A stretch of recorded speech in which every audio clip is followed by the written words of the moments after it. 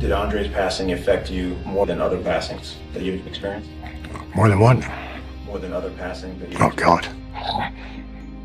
For over 3 decades, wrestling fans have wondered about the truth behind the strained relationship between WWE Chairman Vince McMahon and the legendary Andre the Giant during the Icon's final days. While rumors have swirled about their falling out, McMahon has largely remained silent about the details surrounding his once close friend's final chapter. What truly happened between these two titans of the wrestling world, and why has McMahon, a man known for his steely resolve and unwavering control, struggled to discuss the painful memories of losing Andre? Now, after years of speculation, Vince McMahon finally breaks silence on the heartbreaking final days before Andre the Giant died, revealing intimate details about their relationship that shed new light on one of wrestling's most complex friendships. Join us as we discover the deep regret that has haunted McMahon for decades. The McMahon-Andre bond. The world of professional wrestling is ever-changing, with shifting alliances and evolving storylines. But for years, the friendship between Vince McMahon and Andre the Giant stood firm until it fell apart. While McMahon built his empire on the backs of countless superstars, none held the special place in his heart that Andre did. As multiple sources close to the WWE chairman have confirmed, if Vince McMahon had an absolute favorite wrestler of all time, it was unquestionably Andre Rousnoff, the eighth wonder of the world. Vince McMahon always had his favorites. Shawn Michaels was his favorite in the 1990s. In the 2000s, The Undertaker became a close friend. But Andre transcended these relationships, representing not just a business asset, but a deeply personal connection that spanned generations of the McMahon family. This wasn't merely a relationship between an employer and his star attraction. It was a family affair. Stephanie McMahon, Vince's daughter, once revealed in interviews that she grew up with Andre and regarded him as one of her best friends. "I grew up with Andre the Giant as my best friend, which wasn't unusual for me." This bond between Andre and young Stephanie further cemented the Giant's place in the McMahon inner circle, creating a complex web of personal and professional connections that went far beyond the squared circle. The relationship had roots reaching back to Vince McMahon Sr., who first recognized Andre's star potential and pushed him as a top attraction. When Vince Jr. took over the company, he continued his father's tradition of treating Andre like wrestling royalty.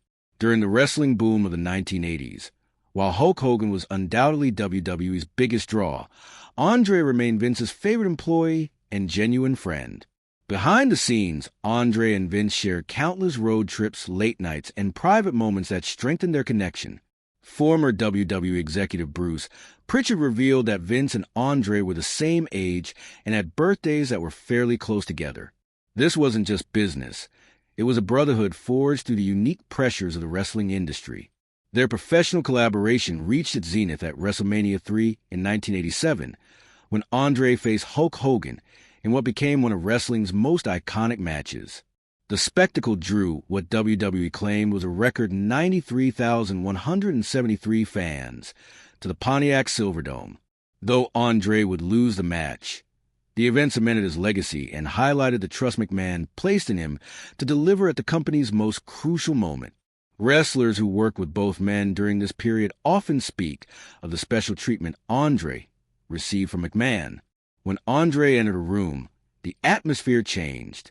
Even the notoriously hard-nosed Vince McMahon showed a softer side reserved exclusively for the gentle giant. According to several accounts, Andre was one of the few people who could change McMahon's mind about creative decisions, a privilege virtually unheard of in the tightly controlled WWE hierarchy. What made the relationship truly special was their mutual respect. Andre, despite his immense drawing power and options to work elsewhere, showed loyalty to McMahon's.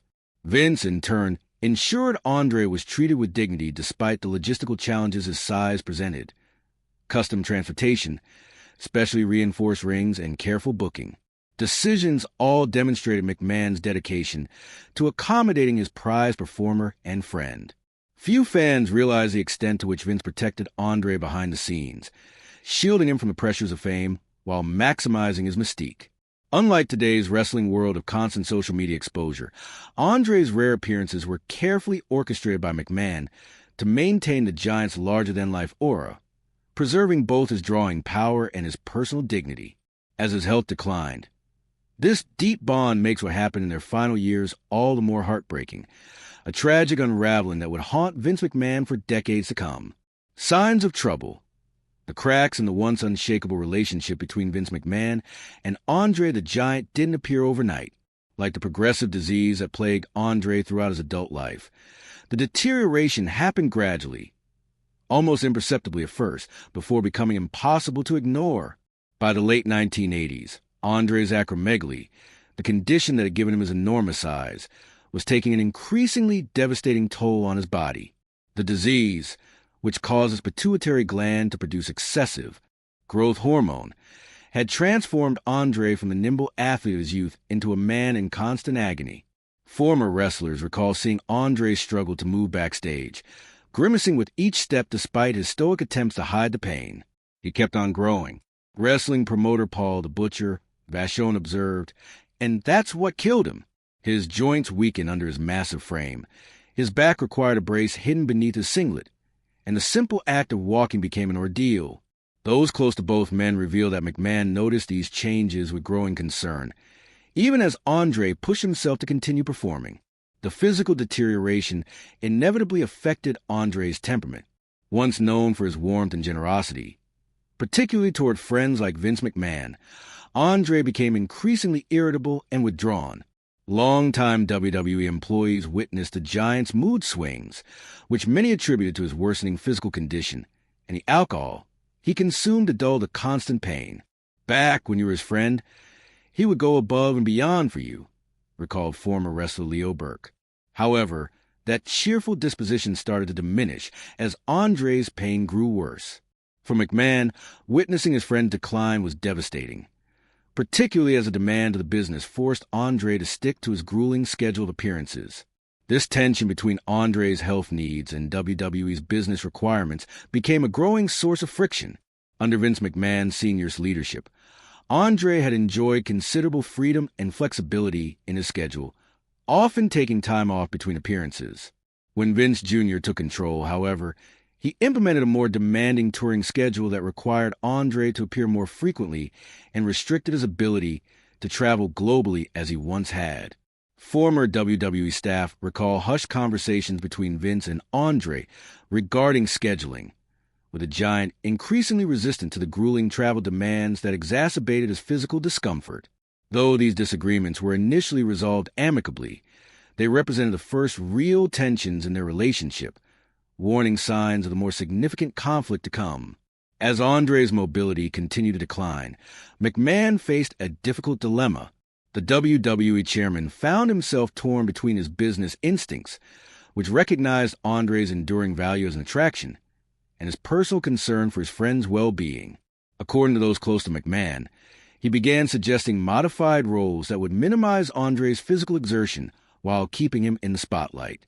These well-intentioned proposals, however, weren't always well received. Andre had built his identity around being the undefeatable Giant, and any perceived diminishment of his role struck at the heart of his pride. Bruce Pritchard noted that conversations about Andre's future became increasingly tense, with the Giant resistant to any implication that he couldn't continue as he always had. Communication between the two grew strained, where they once spent hours together discussing business and personal matters. Their interactions became more formal and less frequent. Wrestlers from that era recall Andre isolating himself more often, retreating to his private dressing room rather than socializing with McMahon and other performers as he once had. By the early 1990s, the signs of trouble were impossible to ignore. Andre's in-ring performances, once spectacular despite his size, became increasingly limited. Matches had to be carefully choreographed around his physical limitations, and his appearances grew shorter. McMahon, ever the perfectionist about WWE's product quality, struggled to balance his friendship with Andre against his vision for the company's future. The evolution of WWE's presentation style compounded these issues. As the company moved toward faster-paced matches featuring more athletic performers, Andre's methodical style and limited mobility seemed increasingly at odds with the product's direction. Though never explicitly stated, those close to both men sensed a growing disconnect between Andre's capabilities and McMahon's creative vision. These accumulating tensions were building toward an inevitable breaking point, one that would permanently alter the relationship between two of wrestling's most iconic figures. The falling out, the pivotal moment that fractured the decades-long friendship between Vince McMahon and Andre the Giant, came in the early 1990s, when the painful reality of Andre's physical decline could no longer be ignored or worked around. According to multiple sources with direct knowledge of their relationship, it was McMahon himself who finally broached the subject that had become increasingly difficult to avoid: retirement. In the early 1990s, wrestling journalists covering WWE reported that Andre was clearly past his prime. They noted that although he still performed occasionally, it was evident he was in significant pain.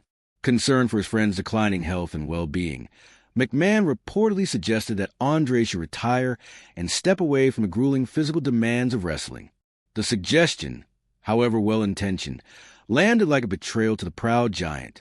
Despite his physical condition and deteriorating health, Andre still wanted, perhaps even needed, to perform. Sources close to Andre revealed that he interpreted McMahon's suggestion not as concern, but as the WWE chairman determining he was no longer valuable to the company. This caused a big rift between McMahon and Andre.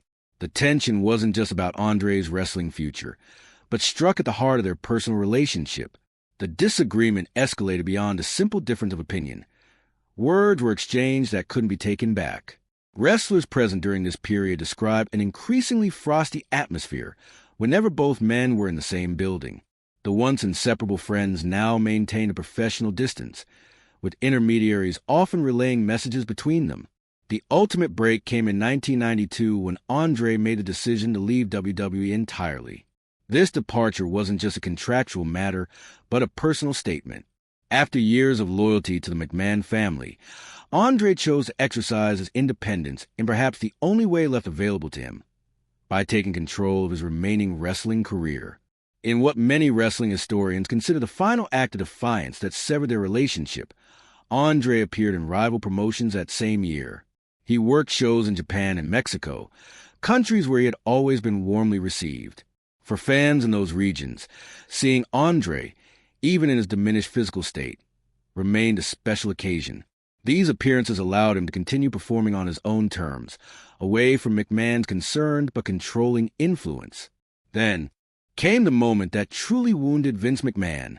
Andre the Giant, the eighth wonder of the WWE, showed up on TBS, the television station of McMahon's sworn nemesis, Ted Turner. At Clash of Champions 20 on September 2nd, 1992, Andre may well become his final American television appearance, not for WWE, but for competitor World Championship Wrestling, WCW, though the appearance lasted mere seconds. A brief interview segment during the show's celebration of 20 years of wrestling on TBS. Its symbolic impact was enormous. Back in Stamford, Connecticut, Vince McMahon reportedly took the news with deep personal hurt. According to Bruce Pritchard, Vince felt betrayed by Andre. This brief appearance became significant not for its content, but for what it represented: the public dissolution of one of wrestling's most important personal relationships. The appearance was particularly painful for McMahon because it wasn't just about business competition. WCW had recruited numerous former WWE talents over the years, but Andre was different. He wasn't just a former employee. He was family, a trusted friend whose presence on a rival's broadcast felt like a personal rejection. In the aftermath of this appearance, communication between the two men ceased entirely. According to those close to both, no phone calls were exchanged, no attempt at reconciliation made. The proud giant and the equally proud promoter remained in an impasse, each waiting for the other to make the first move toward healing the rift. This prolonged estrangement led to the most painful chapter of their story, one that would leave McMahon with a burden of regret he would carry for decades to come. Andre's final days. The final chapter of Andre the Giant's life played out far from the wrestling rings where he had become a legend. By late 1992, Andre's health had deteriorated significantly. His mobility was severely limited, with close friends noting the increasing difficulty he had performing even basic movements. The giant, who once moved with surprising agility for his size, now relied heavily on canes to walk, his body betraying him more with each passing day. Despite his physical decline, Andre continued to make sporadic wrestling appearances in Japan, partnering with Giant Baba in All Japan Pro Wrestling. His last match occurred on December 4th, 1992, just 7 weeks before his death, when he teamed with Baba and Rusher Camera to secure a victory. Few realize this unremarkable tag match in a Japanese arena would be the final time Andre the Giant would ever perform. Andre had long maintained connections to his homeland of France, despite spending most of his adult life traveling the world. In January 1993, he received the news that his father had passed away. Despite his own failing health, Andre made the difficult journey across the Atlantic to attend the funeral. According to friends, the trip was physically grueling for him, requiring special travel arrangements to accommodate his size and condition. After the funeral, Andre decided to extend his stay in France to spend time with his mother on her birthday. On January 27, 1993, one day before he died, Andre spent the afternoon doing something remarkably ordinary, playing cards with old friends in France. This simple pleasure, a game of cribbage with companions who saw him as Rousimov rather than as a wrestling attraction, provided Andre with a rare moment of normalcy in a life defined by his extraordinary size. Andre had spent the previous night with friends before returning to his hotel room. He checked into the Hotel Dieu in Paris, planning to rest before continuing his visit with family. That night, Andre went to sleep in his hotel room, unaware it would be his last. The morning of January 28, 1993, Andre the Giant died in his sleep at the age of 46. The official cause was congestive heart failure, a complication of his untreated acromegaly. His chauffeur and hotel management discovered his body in the afternoon when he failed to appear for a scheduled appointment. The giant heart that had powered his extraordinary frame had finally given out, ironically while he was back in the country of his birth.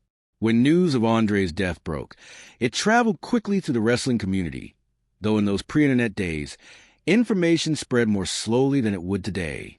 WWE was holding a press conference announcing WrestleMania 9 in Las Vegas when the news began filtering through the organization. The moment Vince McMahon received the news remains a pivotal point in his life story. According to Bruce Pritchard, the WWE chairman took the news hard. Despite their estrangement, the bond forged over decades couldn't be erased by recent disagreements. For McMahon, the shock wasn't just that Andre had died. Many had predicted his early demise due to his condition, but that he had died before they had resolved their differences. In that moment, sources close to McMahon reveal the usually composed WWE chairman showed rare vulnerability. The realization that there would be no reconciliation, no final conversation with his longtime friend, hit him with unexpected force. McMahon reportedly secluded himself briefly upon hearing the news, processing the loss in private before resuming his professional duties. Andre's body was flown back to the United States, accompanied by longtime friend Jackie Bernard. According to Andre's wishes expressed in his will, he was to be cremated within 48 hours of his death. However, logistical challenges related to his size meant that French crematoriums couldn't accommodate him, necessitating his return to America. His ashes, weighing a reported 17 pounds, were scattered at his beloved ranch in Ellaby, North Carolina, the one place where the Giant had found peace and normalcy in his extraordinary life. Hulk Hogan delivered Andre's eulogy at the service on the ranch.